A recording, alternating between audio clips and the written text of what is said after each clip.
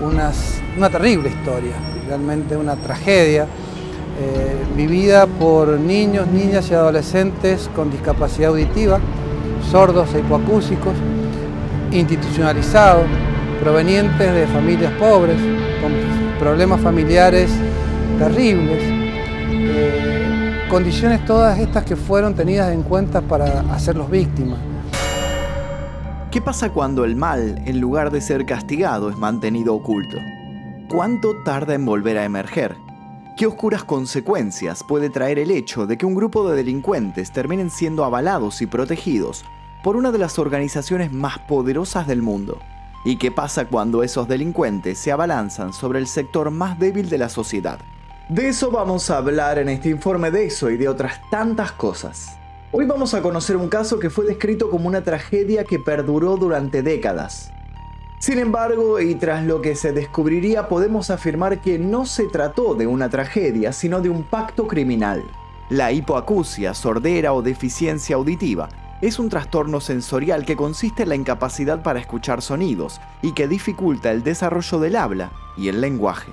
Una persona que tiene hipoacusia es una persona con cierto grado de vulnerabilidad frente a un mundo que muchas veces no está preparado para seres no oyentes.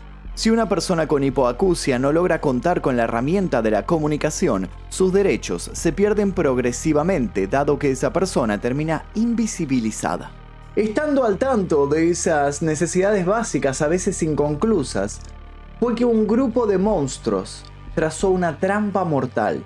Así como la casa de la bruja de Hansel y Gretel era de dulces para tentar a los pequeños, un grupo de hombres y mujeres avalados por la iglesia abrieron un instituto educativo simulando traer las respuestas que las personas hipoacúsicas necesitaban.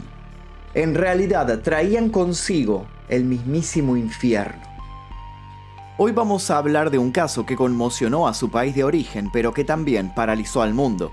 Un caso que puso en evidencia el modo en que grandes jerarcas eclesiásticos se dedican no solo a encubrir abusadores seriales, sino que a ofrecerles lugares de poder para que puedan acceder a nuevas víctimas. Bienvenidos al oscuro caso del Instituto Próbolo. Antes de comenzar me gustaría que me cuenten si lo conocían a este caso, si lo habían escuchado nombrar, porque tuvo bastante repercusión en los medios de comunicación, y si tienen algún dato para aportar, déjenlo aquí debajo. Así también los invito a dejar sugerencias para casos similares. Estamos centrándonos en muchos de estos casos de curas y de cosas oscuras de la iglesia, así que si tienen algún caso de este estilo para recomendar, para que cubramos en este canal, escríbanlo aquí debajo en los comentarios. Así los invito también a dejar su like, suscribirse y activar notificaciones. Comencemos.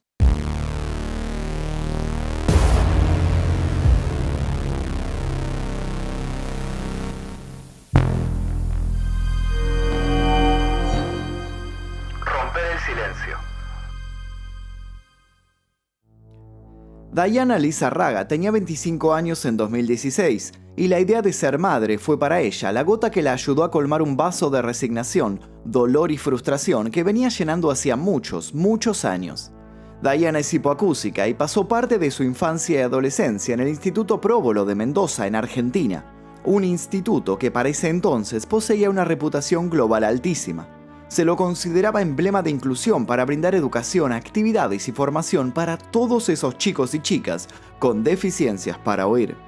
Diana se fue de ese sitio a los 18 años y procuró no mencionar nada de su vida ahí dentro con nadie. Si alguien le sacaba el tema, ella lo cambiaba inmediatamente. Sin embargo, sus madrugadas las pasaba no solo pensando en el lugar, sino también en sus compañeros. Compañeros que seguían allí. Pensar aquello la angustiaba tanto que tocó un pico de depresión y, acorralada por los malos recuerdos, se vio entre la espada y la pared. Podía seguir aguantando y romperse un poco más, o podía intentar hacer lo que nunca nadie había hecho. Podía acercarse a alguna dependencia policial y denunciar a aquellos que nadie denunciaba. La oscuridad estaba acechándola, por supuesto. Estaba por hacer algo que mucha gente había querido hacer durante años, pero no había tenido el coraje o el miedo los había vencido. Ella tenía miedo, mucho miedo, claro. Pero ese noviembre a su miedo se interpuso otra vez la imagen de sus compañeros que aún permanecían en esos fríos dormitorios a merced de los hombres malos. Saber que pronto sería madre la terminó de convencer. No podía siquiera imaginar que a su futura hija le sucediera algo como lo que le había pasado a ella o a sus amigos. Con aquello en mente fue que terminó en la legislatura mendocina. Allí la recibió una intérprete de señas que con curiosidad se dispuso a tomarle declaración. No puedo olvidar nunca. Lo que sucedió en las siguientes horas fue histórico. Finalizado su testimonio, Dayana se puso a llorar, desconsolada. Los oficiales del lugar no tardaron en empezar a armar una causa y los padres de la chica fueron llamados por teléfono. Una agente social les comunicó que Dayana acababa de realizar una delicada denuncia que daría que hablar y pondría todo patas para arriba.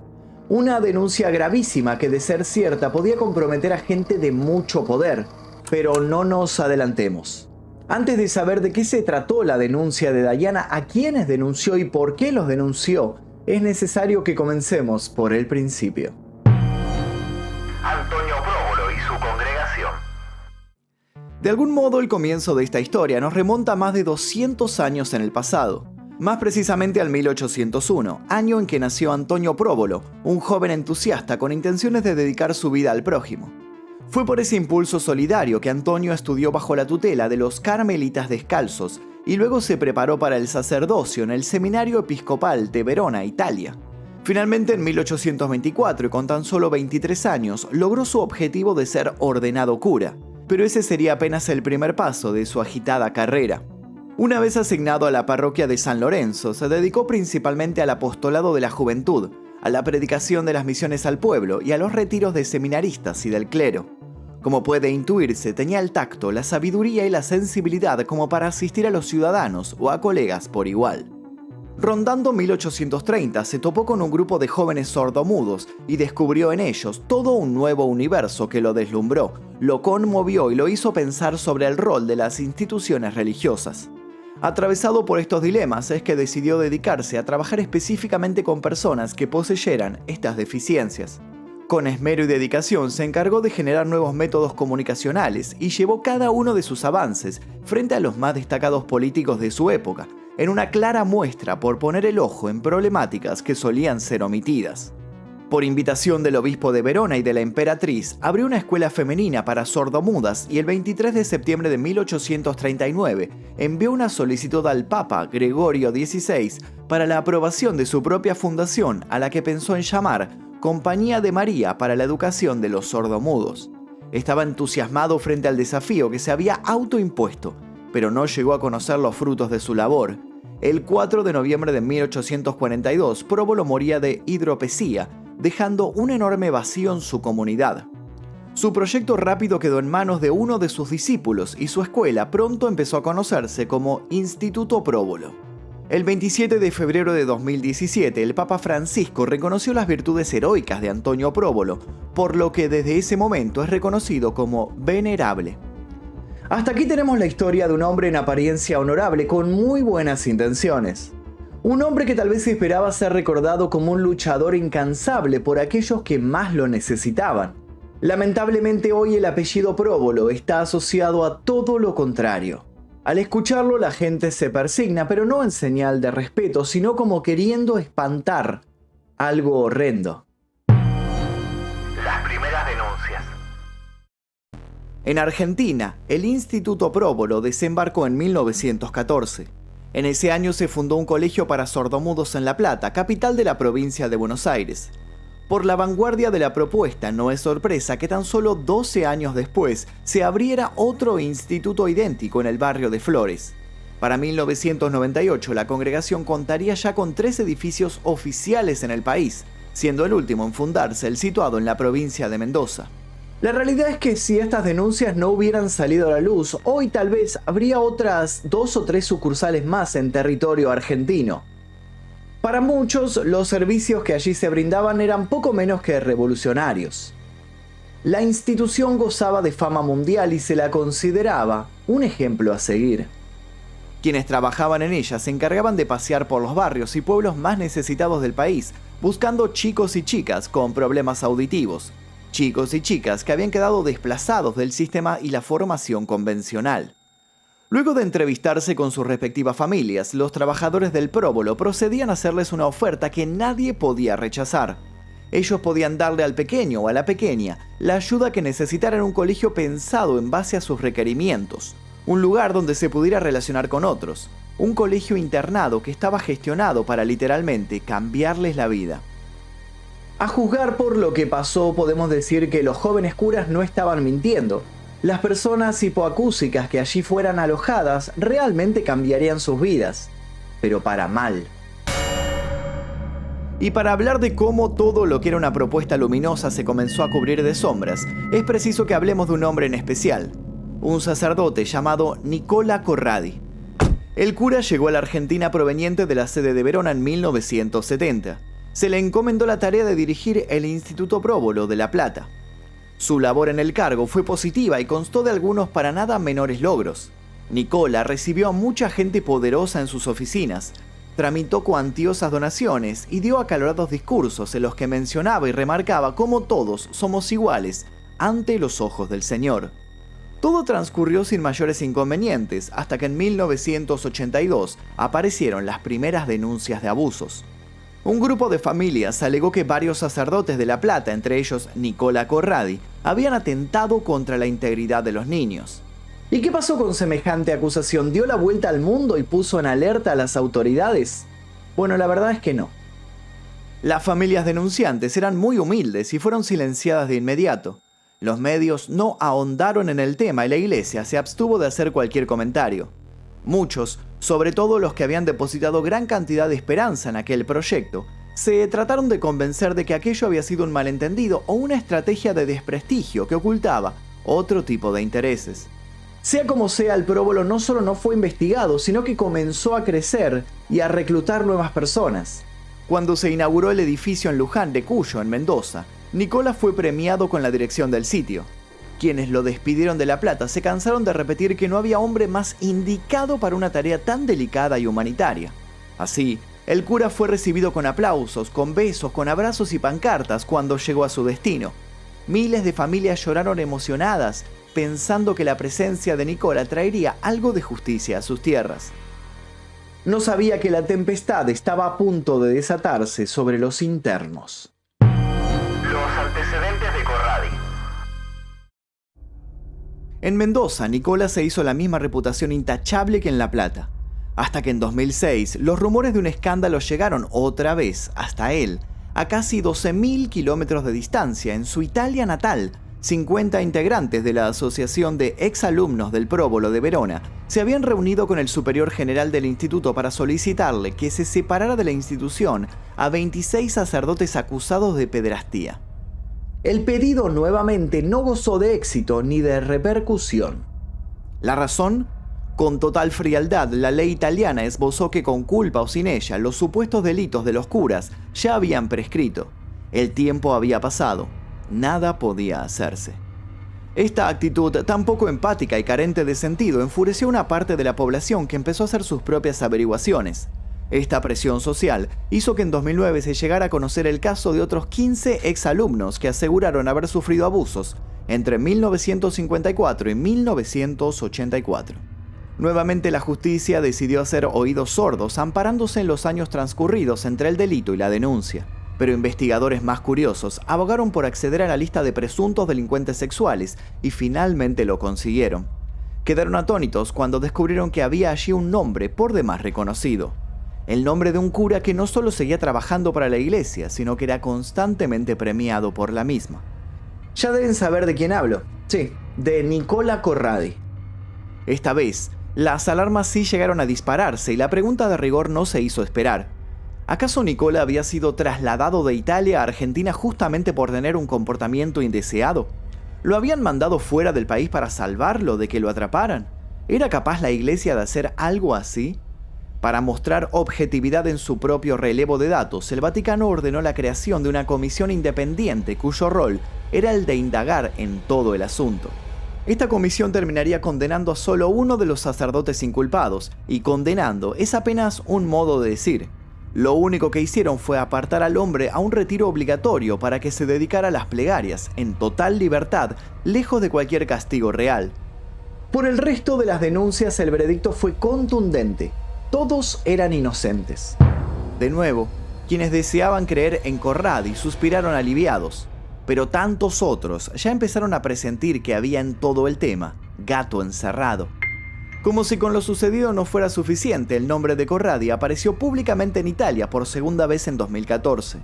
Fue en una carta dirigida al Papa, en la que las que se consideraban víctimas italianas del Instituto Próbolo apuntaron de nuevo a varios curas abusadores que seguían activos. El mecanismo por tercera vez fue el de silenciar a los acusantes, pero en esa ocasión no lograron salirse con la suya. Mientras los curas de alto rango escondían toda la mugre bajo la alfombra, pasó algo inesperado.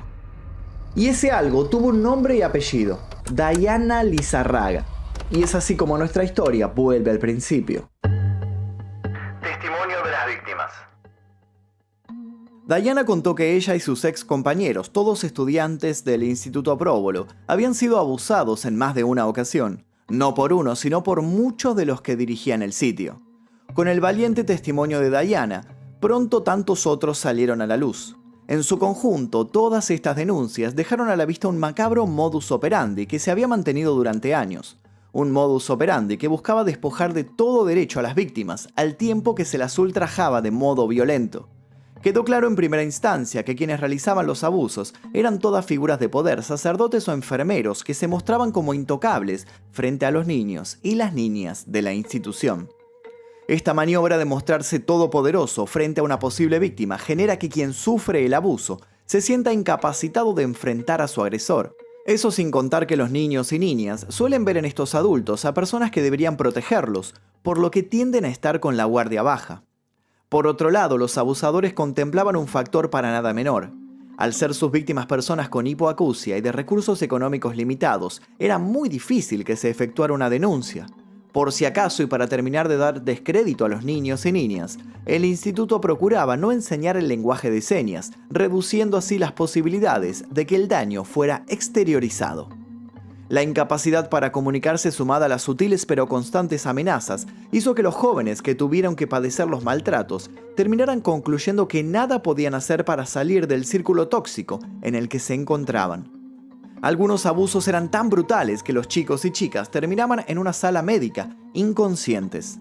El personal de salud nunca realizó denuncias por irregularidades en el estado de estas personas, lo que también los puso bajo la lupa acusadora.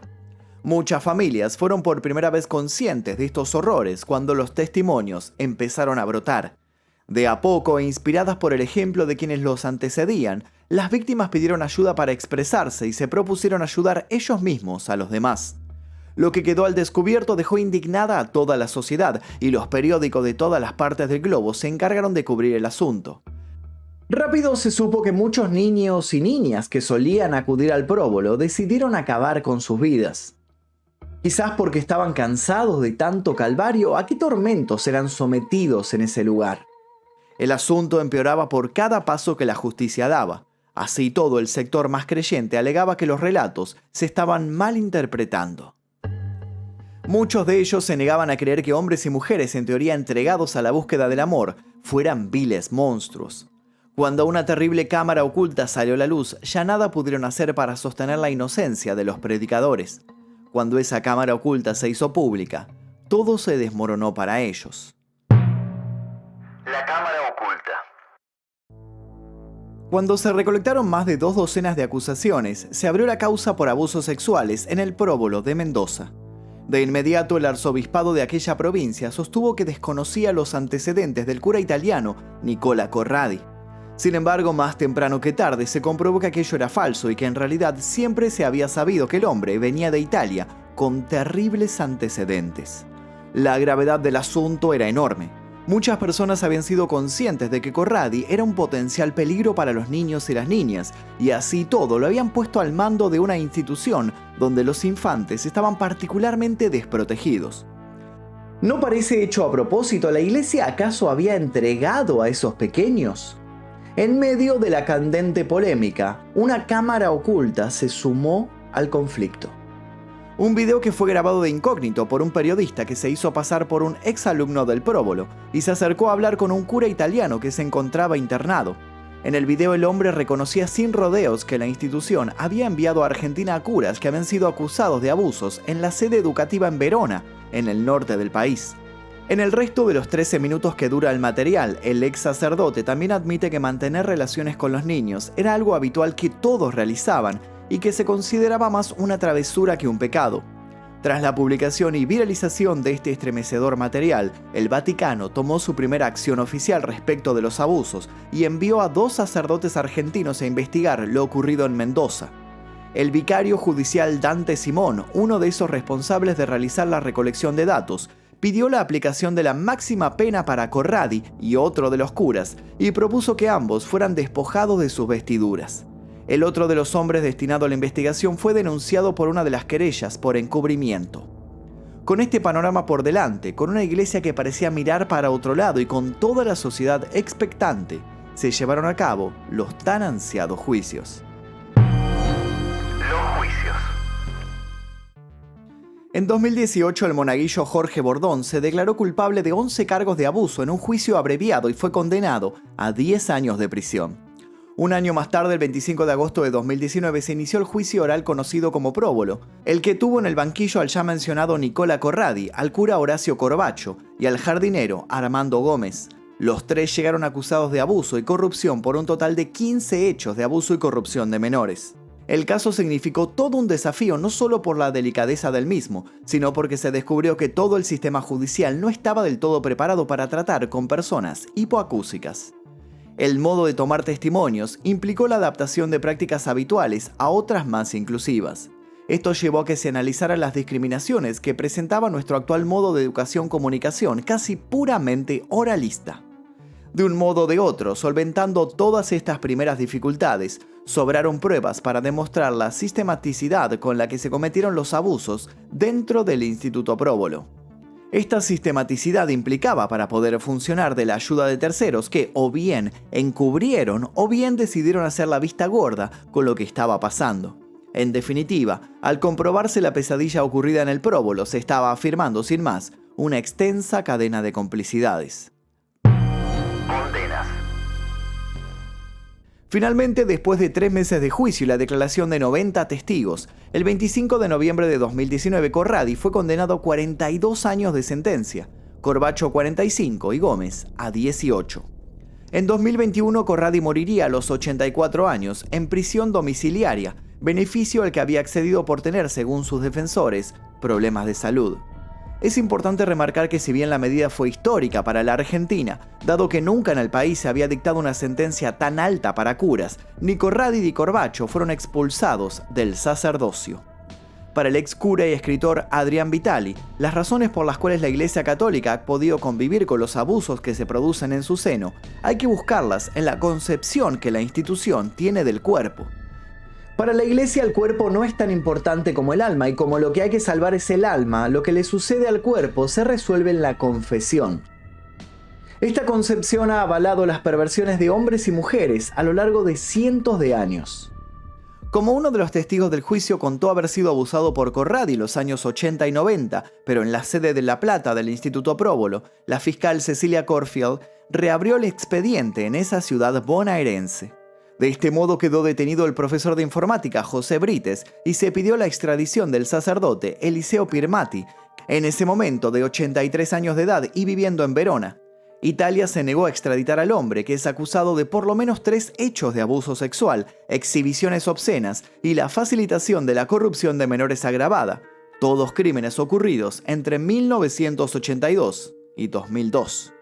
Mientras la lucha contra esa injusticia se llevaba a cabo, el Tribunal de Casación Penal bonaerense declaró en 2020 prescrita la causa, dejando nuevamente desamparados a los denunciantes. Ese fallo fue objetado ante la Corte Suprema de Justicia de la Nación a través de un recurso de queja aún pendiente de resolución.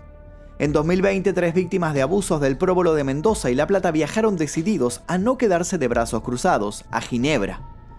¿Y qué buscaban? Denunciar al Vaticano ante 4 relatorías de la ONU por encubrimiento, por traslado de sacerdotes acusados de abuso y por falta de colaboración con la justicia. Desde allí viajaron para entrevistarse con el Papa, quien no los recibió, excusándose con cuestiones de agenda. Al año siguiente, esas mismas relatorías enviaron un mandato conjunto al Vaticano. En el mismo citaban a sus autoridades para que en el término de 60 días brindaran explicaciones, proporcionaran informes detallados e incluso modificaran sus normativas a fin de investigar con transparencia los abusos que ocurren en la iglesia. ¿Y la respuesta? Bueno, no hubo una respuesta. Actualidad. Mientras tanto, desde principios de mayo de 2021, se está desarrollando el juicio Próbolo 2, que tiene como acusadas a las monjas Kumiko Kosaka y Asunción Martínez, además de las exdirectoras de la institución, Gladys Pinaca, Valesca Quintana, Laura Gateán y Cristina Leguiza, la cocinera Noemí Paz y la psicóloga Cecilia Raffo. A ellas se les imputan los delitos de abuso y corrupción de menores en calidad de partícipes primarios o necesarios y de encubrimiento. Kosaka era llamada la monja mala porque se dice que azotaba a los niños. Sin embargo, los crímenes de los que se la acusa van más allá de la violencia física. Tiene 9 imputaciones como partícipe primaria en los abusos cometidos por los curas pedófilos. Se le acusó, entre otras cosas, de ponerle pañales a los chicos abusados para disimular los sangrados y de seleccionar a los más sumisos para entregárselos a los curas abusadores. También se la acusa de haber abusado ella misma de los pequeños. La justicia había decidido otorgarle la libertad previo pago de una fianza que se fijó en 2 millones de pesos. Pero en octubre, luego de que se agregaran nuevas acusaciones a la causa, se dispuso que la religiosa continuara con prisión preventiva domiciliaria en un convento con el uso de tobillera electrónica. ¿Cuánto dolor se hubiera evitado si Corradi hubiera sido denunciado por sus superiores tras las primeras denuncias? ¿Cuántos niños hubieran evitado un trauma de por vida si la iglesia no hubiera optado por proteger a los abusadores? ¿Qué nuevos veredictos otorgará la justicia? ¿Podrán en algún momento sanar sus heridas quienes tuvieron la desgracia de pasar por los muros de ese calabozo disfrazado de escuela? Por otro lado, si los derechos de las personas hipoacúsicas fueran realmente tenidos en cuenta por el Estado, ¿hubieran encontrado estos monstruos excusa para atraerlos hacia su engañoso instituto? Todas estas aristas siguen haciendo de este caso un caso realmente impactante y profundo. Con sus actividades suspendidas preventivamente desde 2017, el cierre del próbolo de Mendoza se tornó definitivo cuando al año siguiente al predio de 9 hectáreas fue vendido a la Municipalidad de Luján de Cuyo, que instaló allí un polo judicial y administrativo.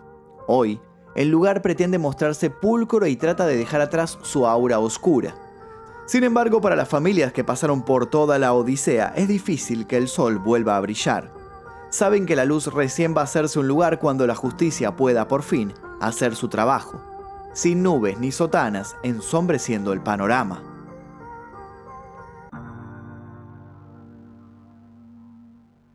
Y hasta aquí el video del día de hoy. Espero que les haya interesado la historia del Instituto Próbolo, un caso terrible, horrible. Si tienen algo más para aportar, los invito a dejarlo aquí debajo y también los invito a dejar sugerencias de casos similares para que podamos hacer en este canal. Yo les voy a dejar un par de videos aquí de recomendación para que sigan haciendo maratón. Le agradezco a todos y cada uno de los miembros del Clan Mephisto porque gracias a ellos es que podemos realizar este tipo de videos que muchas veces son desmonetizados y ocultados de las recomendaciones de YouTube por su contenido. Si te interesa que tu nombre aparezca acá o te interesa colaborar con el canal, simplemente tenés que tocar el botón que dice unirse aquí debajo, elegir la membresía número 2 Maestro Oscuro y luego dirigirte a la pestaña comunidad. Sin nada más que decir, me despido. Mi nombre es Magnum Mephisto y nos veremos seguramente en el próximo video. Adiós.